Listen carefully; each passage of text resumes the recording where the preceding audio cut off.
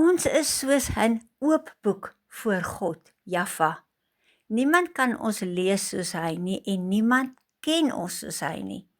Ons woorde en dade getuig wie is die skrywer van ons dagboek. Ons kan nie ons boek toemaak en dink nou kan niemand my boek lees nie. Hiermee bedoel ek, ons kan nie agter toe deure verkeerde dinge doen en sê en dan dink niemand weet hiervan nie. Vir hierdie mense gaan dit net om niemand moet weet dat hulle twee kante het nie.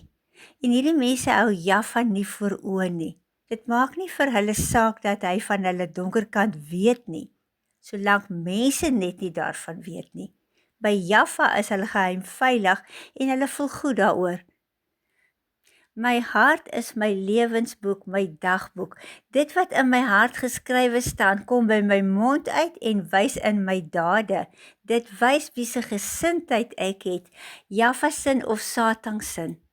Baie mense se dagboek is volgeskrywe van wie hulle in die wêreld is. Vir Jaffa beteken dit niks. As ek op my wêreldse besittings en die titel wat ek voor my naam skryf staat maak, dan is ek pateties. Soveel mense maak staat op dit wat hulle in die wêreld bereik het, maar van Jaffa is daar geen spoor in hulle harte nie. Sy naam staan nêrens op hul hart se deur nie, maar Satan sin wel. Hulle is geestelik verwaarloos, geestelik arm. Hulle dra 'n kleed van leuns wat Satan vir hulle aangetrek het. En wanneer hulle tussen mense is wat ryk is in Jaffa, staan hulle armoede uit soos iemand wat met 'n vuil en stikkende kleding tussen goed geklede mense is.